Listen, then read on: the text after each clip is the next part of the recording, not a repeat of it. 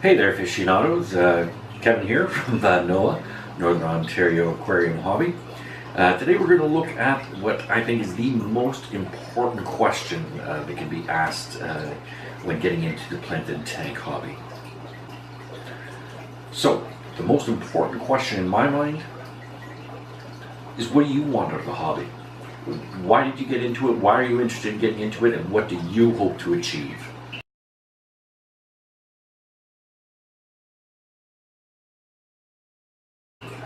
There's a lot of great information out there. There's a lot of great forums, a lot of great Facebook groups, YouTube channels, and everything like that that will give you all sorts of information on how to get your planted tank set up, what plants to use, which fish to use, how to do the design, the sort of stuff that I'm going to be covering here.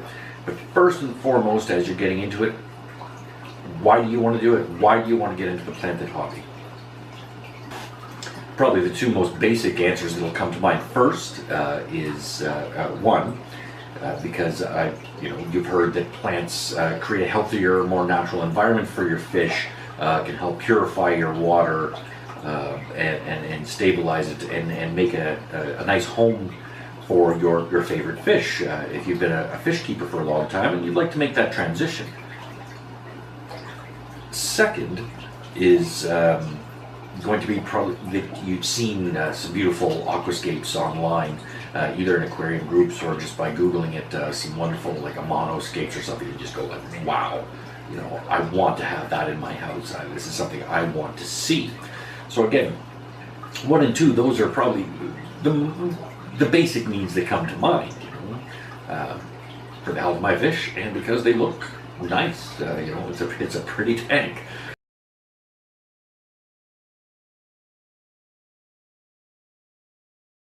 Now, as I said, you're going to find a lot of great information online in forums and groups and YouTube channels, and you're going to come across sort of two sorts of answers. I think when you're first coming into these groups and saying, I want to do a planted tank. How do I do it? Or I've been into planted tanks and I want to try a little bit something new. Or I've seen this sort of tank and I'd like to try to accomplish that. The two sorts of answers that are going to come up most from people are, this is what you need to do technically to achieve those results in terms of what substrate to use, what equipment to use, what plants to use, and the like. And the other answers that seem to come out a little bit more regularly, I'm guilty of this myself, is this is what I would do. This is what I have done, as someone who's been doing it for a while. So as you're taking this information, again, this is why it comes down to the really important question of what do you want out of the hobby? What do you want to do? Because there's very, very many methods to approach beautiful planted tanks, and there's very different styles of planted tanks. And someone that may keep a really high-tech, full CO2 highlighting, difficult plant tank is going to approach the hobby a lot differently than someone who just wants to have some nice plants in their tank to sort of help stabilize the environment.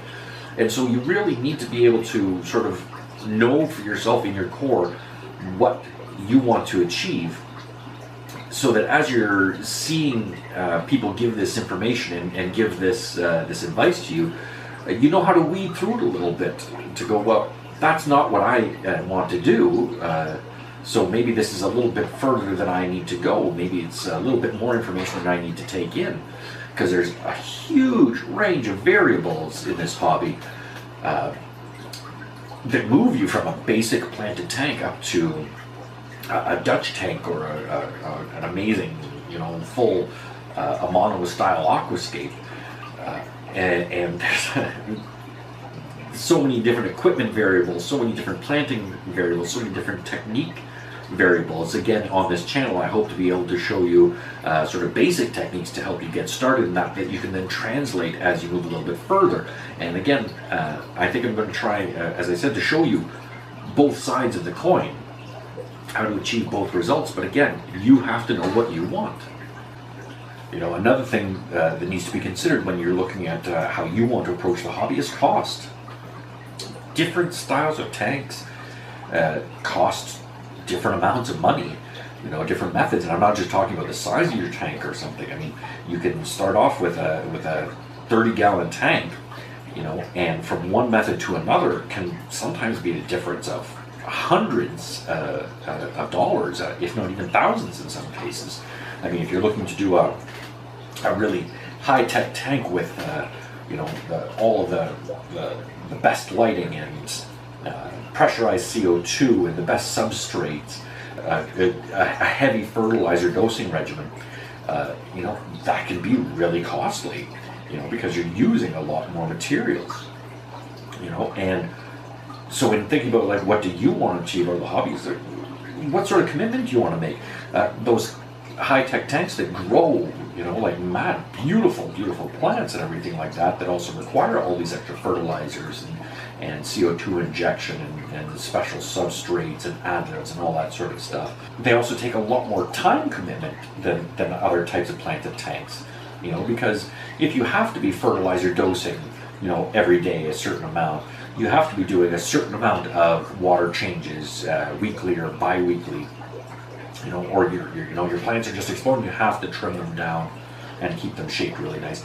It takes a big time commitment, where something as simple like a very basic planted tank, you know, can take very little time commitment at all.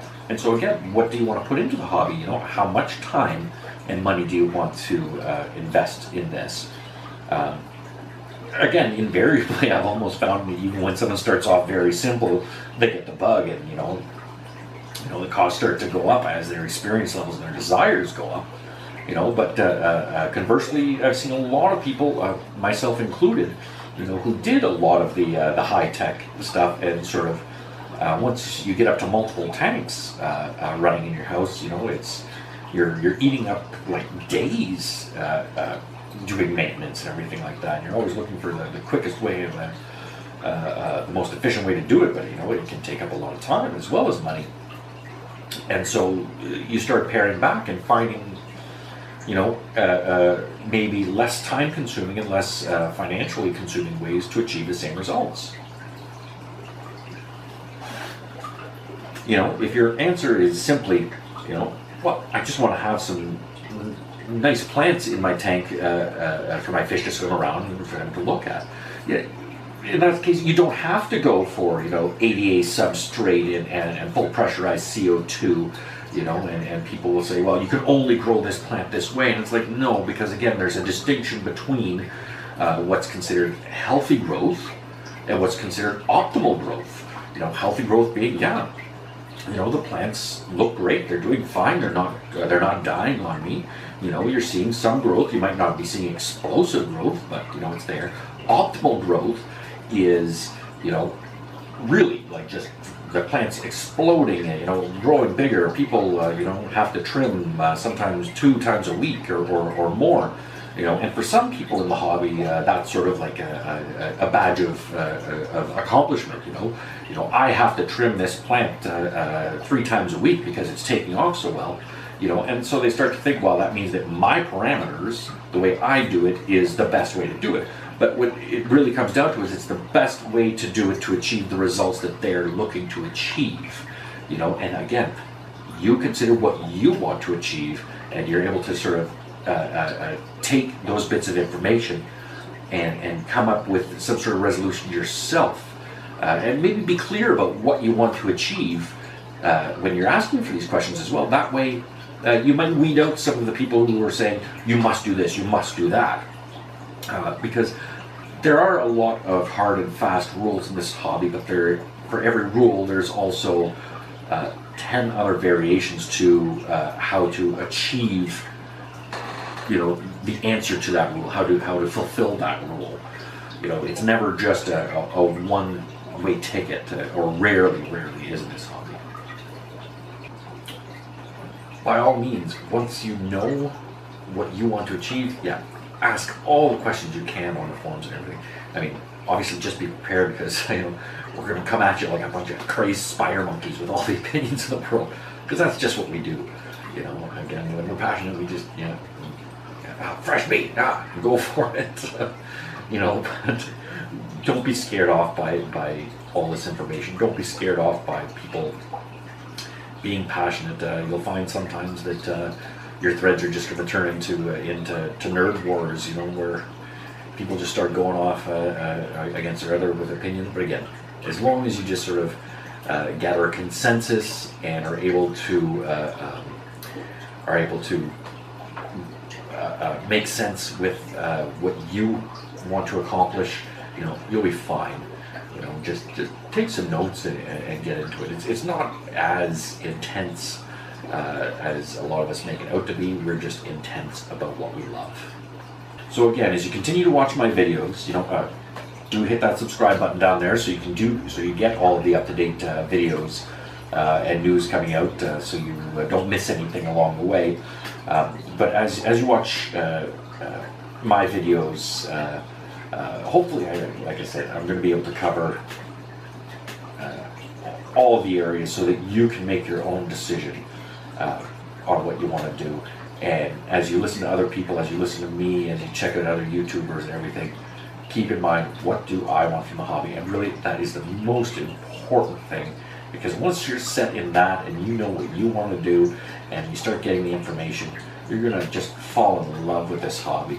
Because the last thing I would want to see happen to someone is that they start, you know, going too far, too forward, and they get just bogged down. You know, they stop doing planted tanks because, well, it's too much work. It doesn't have to be too much work. It can be one of the easiest things or one of the hardest things, and every variance in between. So again, have fun with it. Please hit subscribe down below. Leave your questions and comments. Spread the word about this channel. You know, we're just starting off, but there's some great things coming up. Dive right in.